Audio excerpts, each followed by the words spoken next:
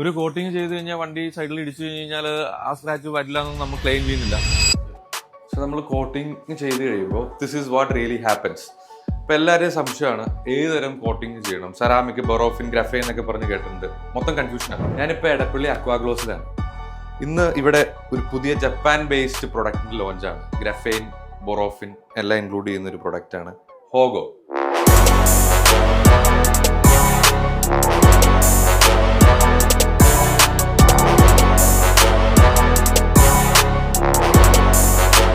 Initially ഹോഗോ introduce ചെയ്യുന്നത് അവരുടെ graphene കോട്ടിങ്ങും most advanced ബൊറോഫിൻ കോട്ടിങ്ങും.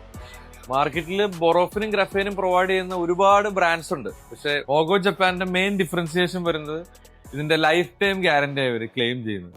വേറൊന്നുമല്ല, ഇവര് ഈ പ്രൊസീജിയറിനൊപ്പം തന്നെ കസ്റ്റമേഴ്സിന് ഒരു ആക്റ്റീവ് ഷാമ്പു പ്രൊവൈഡ് ചെയ്യുന്നുണ്ട്. പിന്നീട് പുറത്ത് വാഷ് ചെയ്താലും വീട്ടിൽ വാഷ് ചെയ്താലും അവർ പ്രൊവൈഡ് ചെയ്യുന്ന ഷാമ്പു യൂസ് ചെയ്ത് വാഷ് ചെയ്ത് കഴിഞ്ഞ് കഴിഞ്ഞാൽ they are claiming a lifetime guarantee. Hogo Japan Borofin coating has 10H hardness. പിന്നെ ഈ 10H hardness എന്നൊക്കെ പറയുന്നതിൽ ഉദ്ദേശിക്കുന്നത് പെട്ടെന്ന് സ്ക്രാച്ച് വരില്ല. ഇപ്പൊ നിങ്ങൾക്കറിയാം, ഒരു കോട്ടിങ് ചെയ്ത് കഴിഞ്ഞാൽ വണ്ടി സൈഡിൽ ഇടിച്ചു കഴിഞ്ഞാൽ ആ സ്ക്രാച്ച് വരില്ല എന്നൊന്നും നമ്മൾ ക്ലെയിം ചെയ്യുന്നില്ല. പക്ഷെ ഈ എയർലൈൻ സ്ക്രാച്ച്, ഈ കമ്പുകളൊക്കെ കൊണ്ടുള്ള സ്ക്രാച്ച് ഒരു പരിധി വരെ നമുക്ക് ഇല്ലാണ്ടാക്കാം.